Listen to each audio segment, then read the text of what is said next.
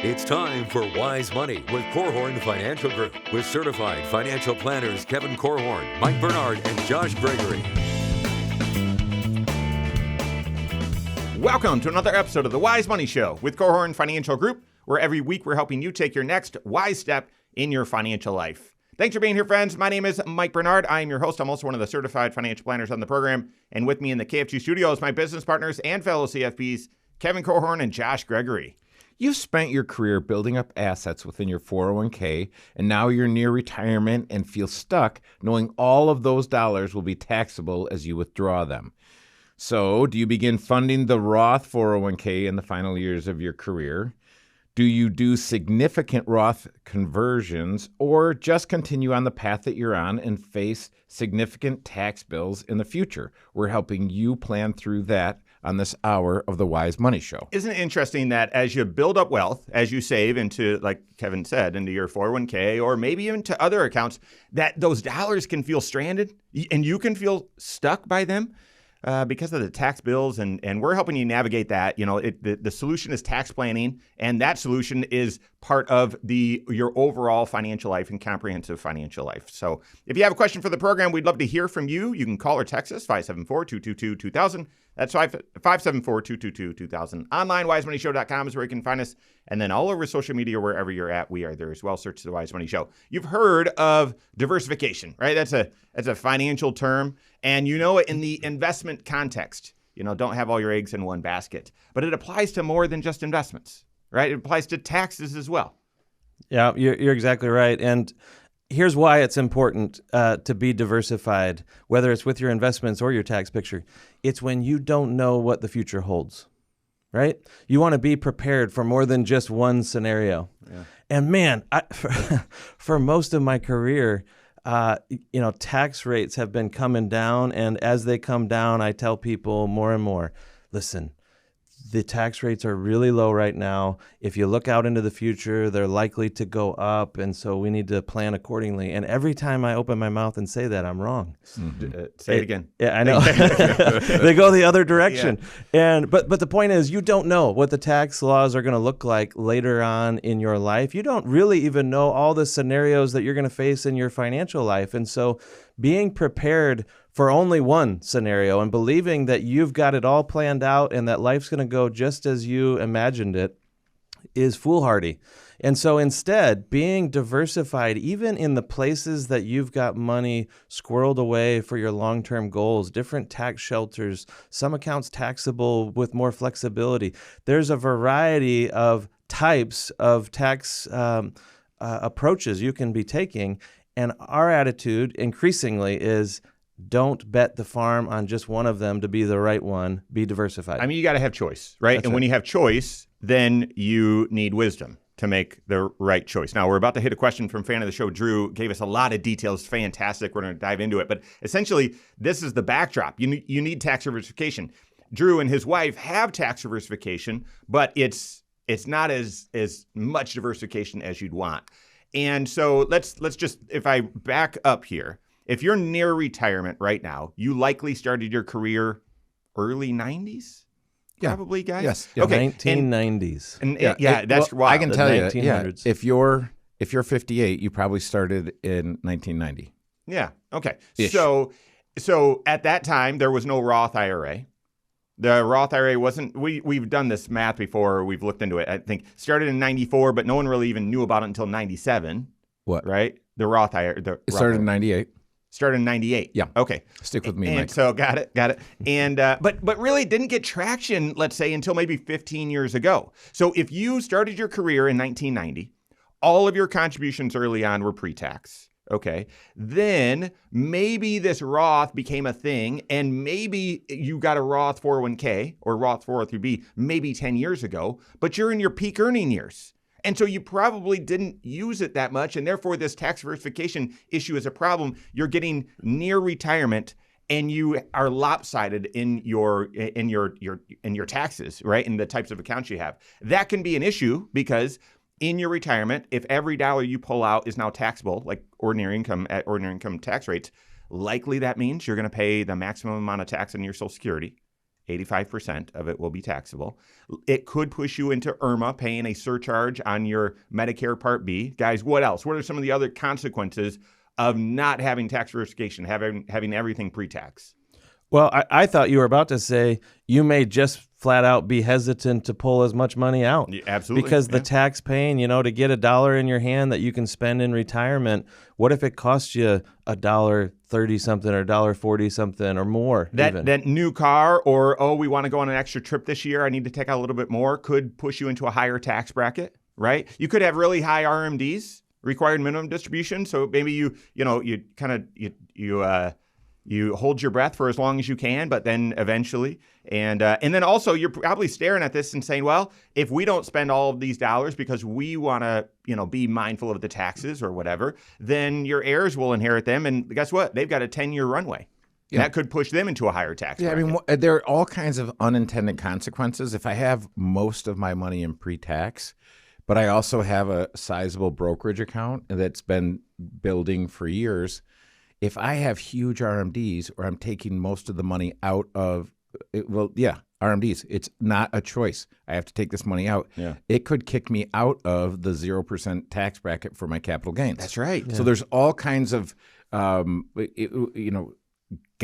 out there that you just want to understand. It's not the end of the world. Yeah. I mean, the worst thing, there could be worse things than paying more taxes than I would planned, but there is a way to optimize, and that is what you want to understand. Yeah, and we're going to get into that because multi-year tax projection, all of our 5-factor retirement plans, you hear us talk about that a lot. If you're on the cusp of retirement, hopefully you've got a fully built out 5-factor retirement plan. Well, guess what? Your CFP clicking within that plan every single year should have a tax projection connected to it. What tax picture are you going to be in? And, in 2035, something like that. You can build out then the details of that multi-year tax projection to see, well, should we do a conversion now? What happens when RMD starts? What tax bracket are we in, and so on. That should give you a picture of what the future could look like, and that can inform decisions today. Let's get into the question here from Drew. I'm going to condense it if I can. There's a lot of details here. All right, so I'm trying to determine whether it makes sense. So this is the main question. Trying to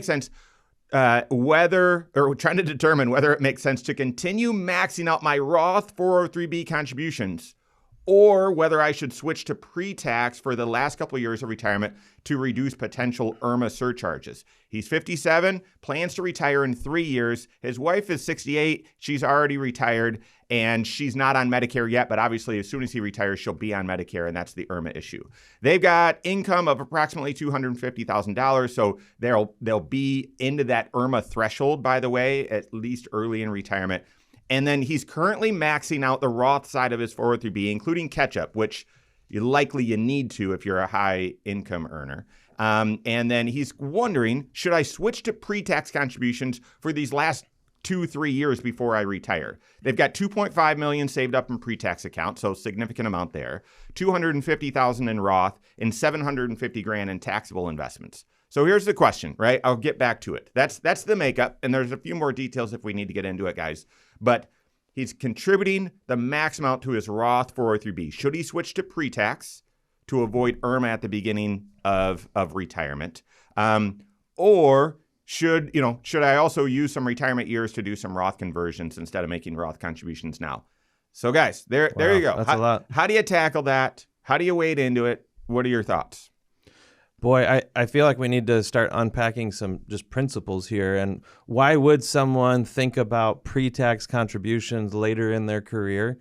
It could just flat out be that they've found themselves in the highest tax bracket that they've ever been in. Mm-hmm. Maybe they're creeping into a higher bracket. And so by using a pre-tax 401k or 403b, one of these retirement accounts that actually reduces their income in the year that they earn it because you're setting it aside into that retirement account directly without it being taxed, that could have just some real-time, meaningful tax savings to you, especially if you did believe that you were going to be in a lower tax bracket forever out into the future. Now, that's not exactly the scenario that Drew is saying here.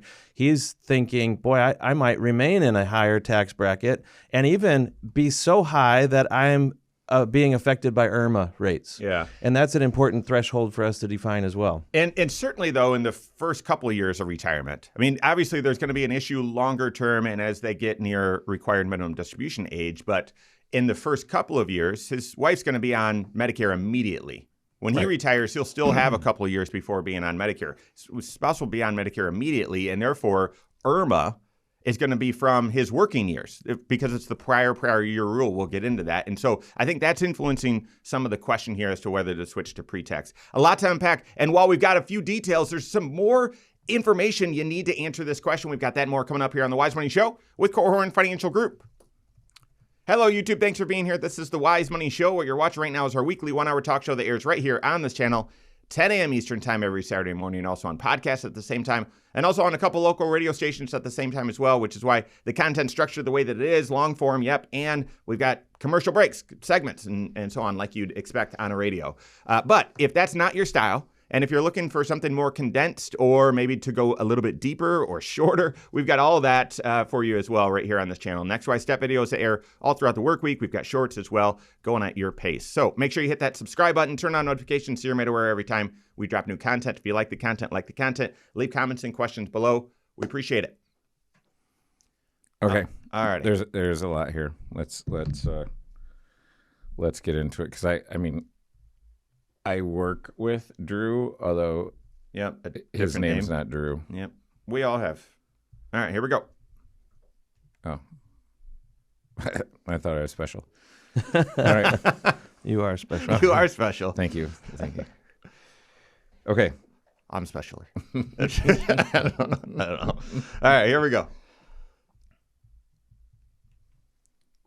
Tax diversification is critical, and you've got to build it throughout your career, even though there's tension, right? Every single year, you're trying to figure out, should I get a deduction today and pay taxes on these dollars in the future with my contribution? Should I fund them Roth and have all the growth be tax-free? You've got to make that choice because eventually when you get to retirement, that choice throughout your career is going to influence the choice you have in retirement. We're working through a real-life planning scenario right now. This is the Wise Money Show with Korhorn Financial Group. Thanks for being here. My name is Mike Bernard. With me in the KFG studios, Kevin Korhorn and Josh Gregory.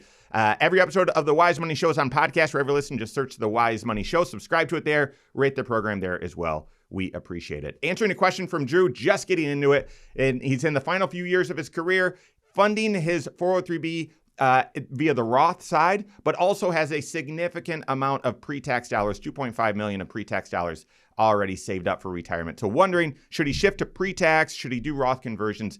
Guys, with all the details here, I find myself needing a couple of different variables here.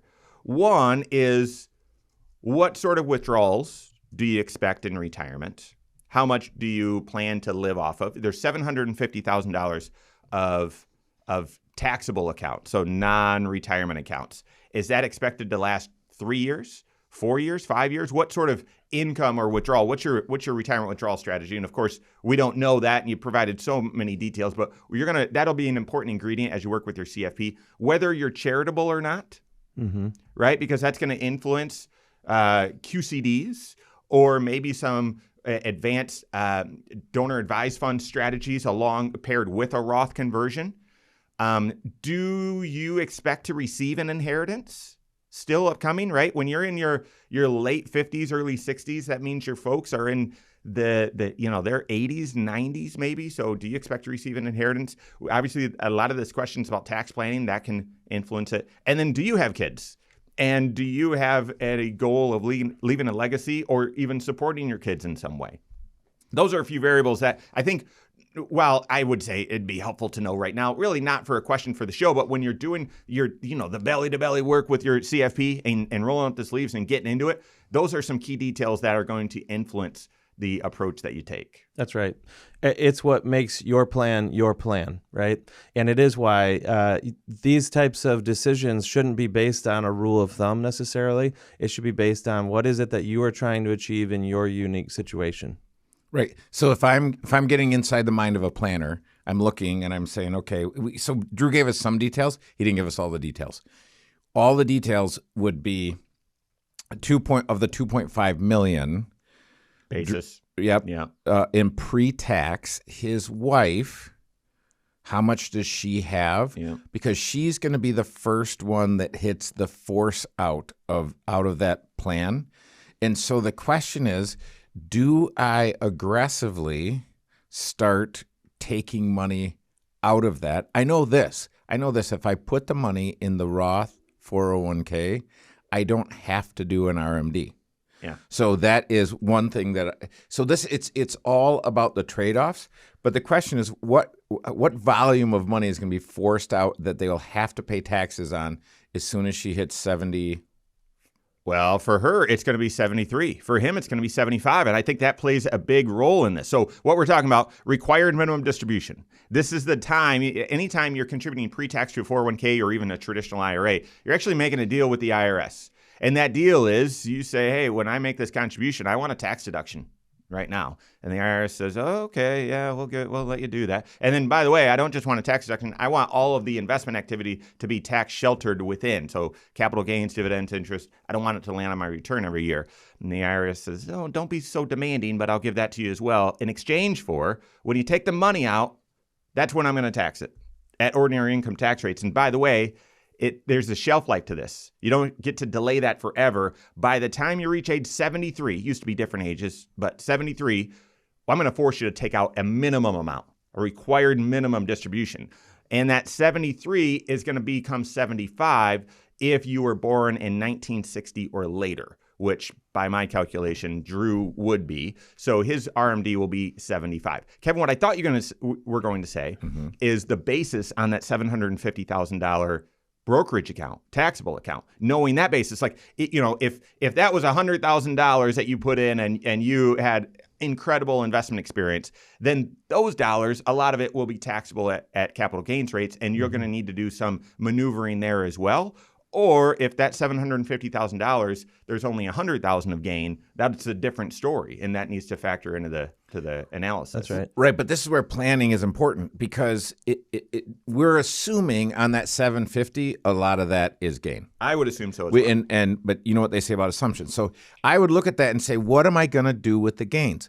Is my strategy to try to pay 0% on the gains? I can have about $100,000 of taxable income and pay 0% capital gains if I'm married.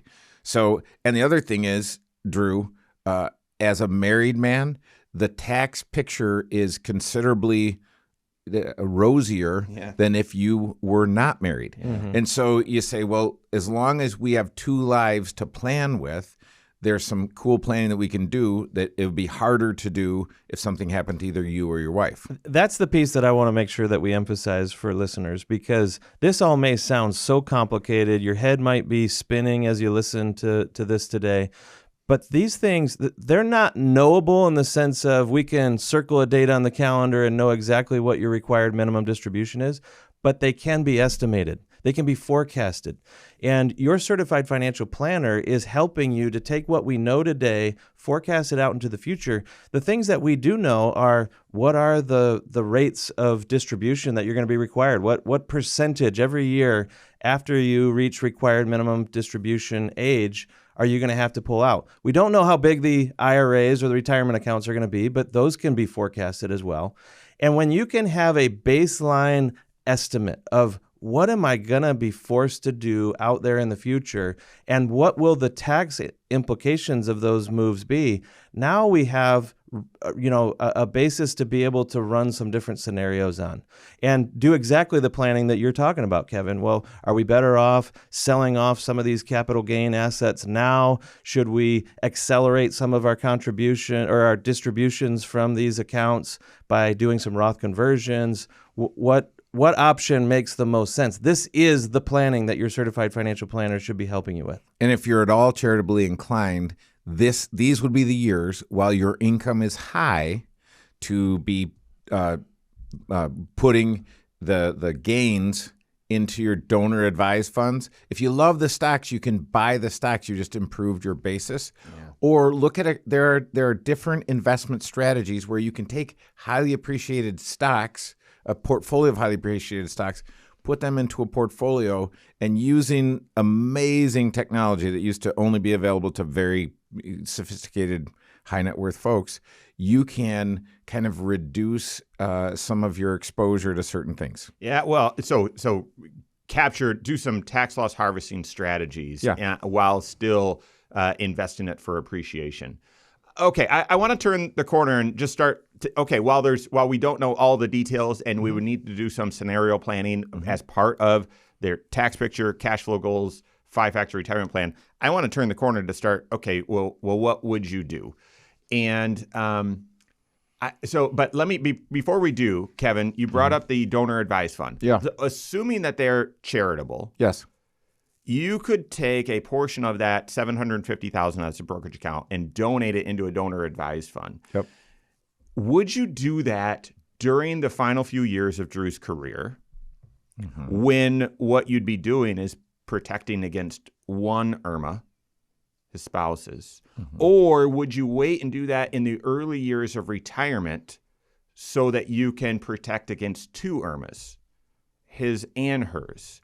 And it really depends on their charitable goals, right? But if we assume that they're charitable, I wonder, well, do you flip to pre-tax now to stay below IRMAA, and then you do aggressive Roth conversions in the beginning stages of retirement, but you do your donor advised fund then so that you can create a bigger deduction and avoid two IRMAAs? Thoughts on that real quick, Forward? Yeah, income-related monthly adjustment amounts. So you're making it sound a little bit like the boogeyman. And what I would just say is, listen, it's a couple $100 a month. So if it's a couple $100 for her and him, that's real money. Yeah. Ultimately, you need to factor that in. You're right, Kevin. We've talked about this plenty of times, that IRMAA isn't just this boogeyman that you must avoid at all costs. No, you need to plan for it. And if you can avoid it, then you should. But really, it's just another variable. And if you're looking at doing Roth conversions or projecting out what your tax bill is going to be, and it might cause you to pay some IRMAA, factor that into the cost and to have that determine, well, should we do it, or does that make it a deal breaker? All right, we're going to lean into the question finally with all that scope and analysis. All right, what would we recommend? We've got that more coming up here on the Wise Money Show with Cohorn Financial Group. 2 segments on banter, and we'll finally answer it. Maybe.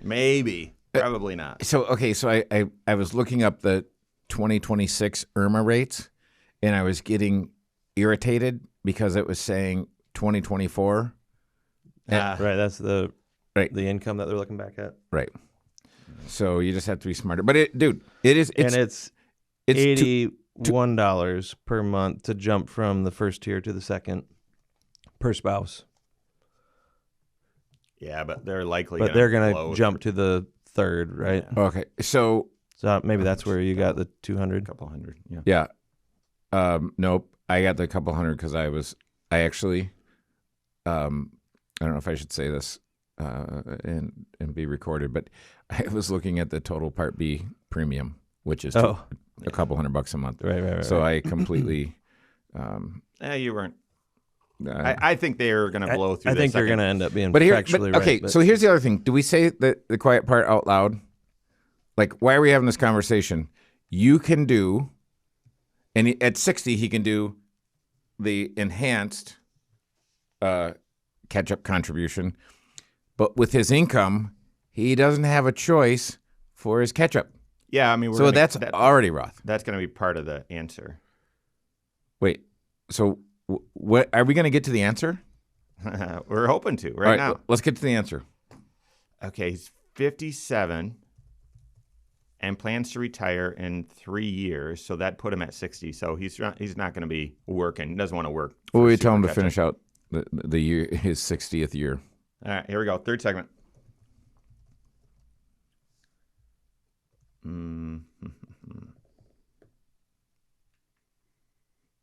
Have you decided whether you're going to do a Roth conversion this year or not?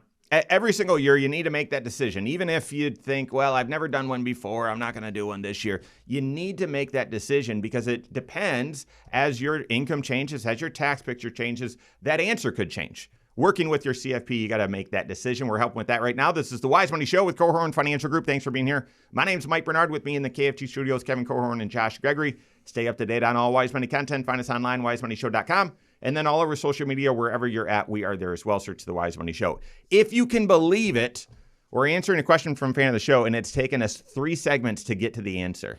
And I'm not sure we'll be able to answer it right now. I'm just kidding. What a great scenario. So listener question from Drew, lots of details here. Wife is already retired. She's a few years older than him. He's about to retire. That's in high earning years. He's been funding his 403B Roth, but considering switching to pre-tax so that the first couple of years of retirement, he can avoid the income-related monthly adjustment amount, that surcharge for his wife's Medicare. The problem is we've got about $2.5 million of pre-tax dollars and only about $250,000 in Roth. And therefore, even if they avoid IRMAA for the first couple of years for her, they're likely going to be facing IRMAA when they're both on Medicare out there in the future. What should they do? Guys, let's finally start getting into the question and getting into the answer, okay? I'll start, and I sort of started with it in the last segment. I mean, this is in a vacuum. You've got to do the planning. You've got to run the scenario and sort of try on these clothes. I would shift to pre-tax right now in these final couple of years, and then I would explore different options of doing Roth conversions. Could look like right now, because time is a little bit, this is the youngest you'll be where you can influence anything. So if you're charitably inclined, I'd switch to pre-tax now. I'd also consider doing donor-advised fund now with some of the brokerage dollars, and then maybe start doing some Roth conversions, maybe right now. Or I would switch to pre-tax now, and then I would consider doing some very aggressive Roth conversions in that pocket the first couple of years of retirement, where it would influence her IRMAA, but not him. He's planning to retire, I believe, at age 60. So you're going to have a couple of years before your IRMAA or before your income's going to influence your Medicare premiums. But you've got 15 years before his required minimum distribution starts. I would do pre-tax the final couple years of his career, and I would look to do some very aggressive Roth conversion strategies, even if that means we're going to blow through a few of the IRMAA brackets and pay IRMAA for 1 or 2 years just to avoid it into the future. Do you agree that IRMAA is the wild card on this? Like, this is optimizing to try to avoid too much IRMAA exposure. And I would define too much as in too many years out there and into the future. So I might be willing to pay a lot of IRMAA for 1 year or 2 years so that I could avoid it for the rest of my life. Yeah, I'm going to call IRMAA like almost a necessary evil, quite possibly. I mean, just think of it as like it's just you're going through life with poison ivy. Like, it's that hurts, Kevin. Whoa, Those of you that don't know, I had mean. poison ivy from, it was just a terrible like month and a half. Multiple rounds of You have it steroids, too, and don't you, Kevin? right. Yeah. So you can, I gave it to Kevin. You can still function, right? It's not like you can't live, but it's just it's a meaningful irritant. It changes the math, though, right? For sure, changes the math, but I'm saying you have to do the math because I remember I'm a finance major. I remember being in finance class and looking at the story problems and kind of eyeballing the answers. And every time I said, well, my gut tells me this is the right answer, it was the wrong answer. Like, you have to do the calculus and use your financial calculator and crunch the numbers, because I think about this and I think, well, wait a minute. Wife, we were talking about taking the brokerage account, pushing that into the donor advised fund. The wife is 2 years out from doing the QCDs. Right. So she can push the money directly to the charities. Because to me, the most important thing is how much of this money are you two going to use in your lifetime? I would know exactly what that number is, and I would take a thick slice. Then I would say, to me, the most important planning, because we're talking, in this scenario, we're talking about, okay, should it be pre-tax or after-tax? This is not going to really move the needle, in my humble opinion. Right? Not for them, not at this point, because they have so much else happening. So I would be looking and saying, okay, who's going to actually spend this money and who's going to actually pay the taxes on this money? Because if it's not us, who is it? And if we have one child and we were both gone tomorrow, is that one child prepared to inherit $2.5 million that has an IOU attached to it? And if they're and a 10-year clock ticking, and a 10-year clock ticking, so they're going to have $250 a year coming out like clockwork. So are they prepared? Right. And so this is where I would be looking and saying, hey, some of the work might still need to be done with adult children who might need to get even better prepared. Or you might look and say, hey, our adult children are ready. Sweet. If the adult children are ready and they're in a more favorable tax bracket, maybe if I know I have money that I'll likely never get to in my lifetime, maybe I start considering what stuff goes. I might take my highly appreciated stock, gift it to my grandchildren, have them sell it, and put it into a 530 account. Yeah. Yeah.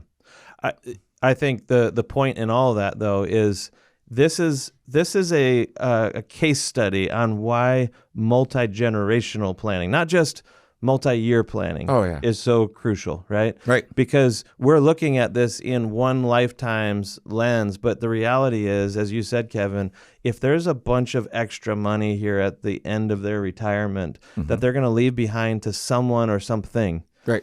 that someone or something has to be baked into the calculus here. Yep. Because it determines whether or not we want that to be tax-free, or is it going to have a step up in cost basis? Is it taxable, but not when it goes to a charity? That sort of thing. So, man, this is why the conversations you have with your certified financial planner, they need to go deep. Your advisor needs to understand your intentions, not just during your lifetime, but your hopes for the impact that stretches beyond your lifetime. But also, Drew's wife is older. That suggests that her parents are likely older, and we're not talking about any possible inheritance from either her parents or his parents. That could change. Okay, so you guys challenged my answer. Would you stick with Roth in the final couple of years of his career, or switch to pre-tax? No, I like the pre-tax. That's the one I would be trying to prove myself wrong on. Yeah, exactly. Right? Yep. You have to do a side-by-side comparison. This is A/B testing here, right? You need to basically run the projections that show if I switch to pre-tax contributions and save myself some money in taxes now, I may actually be saving more than just the income tax rate that I'm in. I may be reducing my exposure to this IRMAA cost that a lot of people, it just flies right past them. They miss the fact that this is an extra tax, essentially, that adds to the other scenario. Like if you were to instead use the Roth, it's going to cost you something. It's going to cost you something today. Does it also, because you have higher income today, does it cause your IRMAA calculation 2 years from now to be increased? And if so, you have to work that into your calculation. Yeah, I mean, this is the case for registered life planning, and say, Drew and wife, let's walk through what your life is going to look like, what the future is going to look like. What do you want it to look like? What do you want it to look like? And listen, spring for those World Cup tickets. I know they're ridiculously priced. Go see it. It's not going to happen again, and this might be the first time our boys ever win it. I like switching to pre-tax. I know you guys are shocked by that, but I would switch to pre-tax, and then I would look at, and I don't know, this would be based on, again, how much of the pre-tax dollars are in her name versus his name, and because of the qualified charitable distributions, how charitable they are. I would look to get that $2.5 million that's in pre-tax down to closer to $1 million, hopefully by the time he's 75. You still want tax diversification. I don't think you're aiming to get it to zero, and I think $2.5 million is probably too big of a hurdle. But even if you can get it half and half, I mean, right now $2.5 million pre-tax, $250,000 Roth. If there's a way to get that Roth to $1 million, I think you'd want to do that. I have clients that on maybe on a smaller scale, they've been doing this. They've been trying to do Roth conversions in retirement as high as it makes sense. And sometimes you find that, boy, it is hard to do as much as I really want to. Yeah. The math doesn't always work. What's the process you go through in solving these? We've got that and more coming up here on the Wise Money Show with Korhorn Financial Group. I'm glad you gave me a look, because I was about to talk for a while. Well, no worries. Okay, I want to talk about this process. We haven't talked about it yet. Which process? How you answer this, how we would answer this. Which answer what? This question, this scenario. So if Drew and his wife walked in, if this was a NAM, what does the process look like working with the CFP and specifically with our team? Because if you've been able to hang with us so far, it's all been, well, what about this? What about this? What about this? What about this? And that is a necessary part of the process. And I want to show or explain more of the process. Yeah, dude. So lay out the process. I think that's awesome. It'll be different than the 1 o'clock call we had yesterday and how they suggest to make things happen in the first meeting. Oh, okay, interesting. You All know right, here we go. You know what I'm saying? Oh, yes. Yeah. Okay, so 4-segment, land on the plane. If we can talk about process, strategy and execution, comprehensive financial planning, I think that lands the plane here. So that's my suggestion. If there's any more comments or whatever, but I think we talk about our first year process. Yeah, let's do it. Strategy and execution as well. Here we go. Thanks for being here. This is the Wise Money Show with Corhorn Financial Group. My name is Mike Bernard. With me in the KFG studios, Kevin Corhorn and Josh Gregory. Every episode of the Wise Money Show, as well as a lot of other content, is on the Wise Money YouTube channel. Over 2,000 videos, millions of views, thousands of subscribers, tens of thousands of subscribers. So make sure you go to YouTube, search the Wise Money Show, subscribe to it there. Not only every talk show is there, even going back years, there's the blooper reel that is coming out again each season. That's going to hit any day now. And but next wise step videos and shorts as well, taking a financial concept, maybe some new changes. Kevin mentioned earlier, 530 accounts. Guys, it's going to be a game changer. Very, very unique strategies related to that. And so a lot of content right there on the YouTube channel. Go to YouTube, search the Wise Money Show, subscribe to it there, turn on notifications so you're made aware every time we drop new content, and leave questions and comments there as well. What you want us to talk about, feed it to us there, and we'll create some content. We'll get back to you on it as well. All right, so guys, as we sort of wind down from this fantastic scenario and question from Drew, I think we've all kind of answered the surface question that you asked, Drew, and that is, yeah, I would assume switching to pre-tax, funding your 403B pre-tax for the final few years of your career is going to be what makes the most sense. However, you've got to run the math. You've got to do the analysis. That analysis is going to be a 5-factor retirement plan to confirm, well, how much are you going to be withdrawing? Therefore, what's the likelihood? How much of this money are you and your spouse going to need? Okay. And therefore, do you have any legacy goals? Do you have any charitable goals? And just be very, very clear on that. Combine that with a multi-year tax projection so that as you build out some of these scenarios, you can see, all right, what's the tax impact? Okay, is IRMAA a necessary evil? Well, then that's a tax. Let's add that to that tax projection to see if we do conversions. Well, how much does that tax become and what makes sense there? It's just got to all be part of the 6 areas of your financial life. Now, as we were talking through the answer and I was just listening to it, I have no idea if you followed it, but it might have just sounded like a whole bunch of ideas thrown back and forth and thrown up against the wall. The process that is a necessary part of the process. Your financial situation is wildly unique. You think it's very similar to your neighbors and it's got to be the same as your brothers and it's got to be, I'm sure everyone goes through this. Wildly unique, okay? Your intentions, your goals, the life that you want those finances to support is unique to you. And therefore, while planning strategies can be similar, you need to take a process that is unique for your situation. The process here at Corhorn Financial Group is, let's say Drew and his spouse came in or we did a virtual meeting and they shared these details through our first step called a needs analysis meeting, where you're talking, 80 to 85% of the time. And we're asking some clarifying questions about goals and about other things, estate. Do you have an estate plan? Do you, have kids? What's their financial situation like? Blah, blah, blah. How would you define financial success if we were sitting here 5 years later? What would needed to have happened for you to say, oh, this was fantastic. This worked out great. What are you concerned about? What keeps you up at night financially? A lot of other questions in that initial meeting. Then after that, the next step after that, we collect all of the details. We then have this little exchange that you just heard for 3 segments, maybe really stimulating, maybe super boring to you.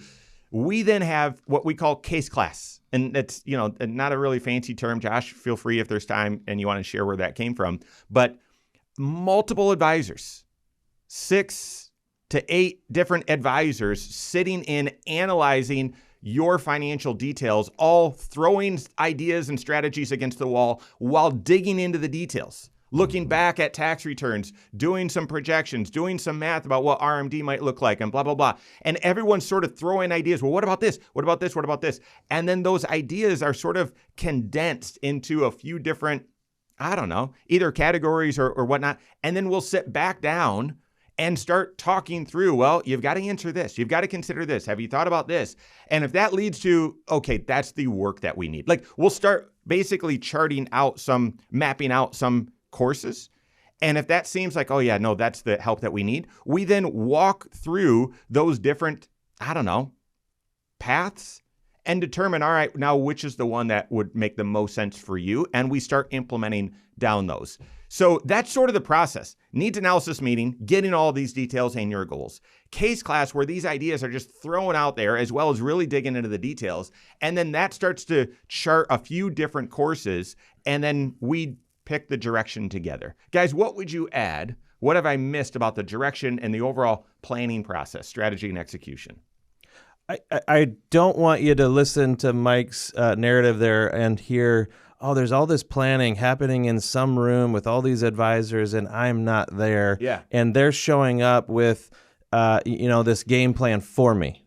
That is not the process. Yeah. The process is we are analyzing what are the problems that you really need to solve that maybe you don't even realize are issues because they're 4 years down the road, or it's a obscure tax exposure that you don't even realize that you're facing. We want to uncover all those things so that we bring it to you and present all the issues. Now we have a better defined story problem with you. But the point is, this is your plan. Yeah. This is what do you want your retirement to look like? Everything that is embedded in Drew's conversation or his question that he sent in is fundamentally, I have a future in mind. How do I optimize for it? Right? How do I make sure that the financial resources that I have, my wife and I have together, are going to be leveraged as best we can to achieve the life that we have envisioned for ourselves, to whatever extent we have influence. And that's really your story problem too, right? It is. I have a vision for my future. I have goals I want to achieve. I have priorities that I have mapped out or I'm still discovering. Will you help me crystallize all that and then optimize the financial resources behind those priorities?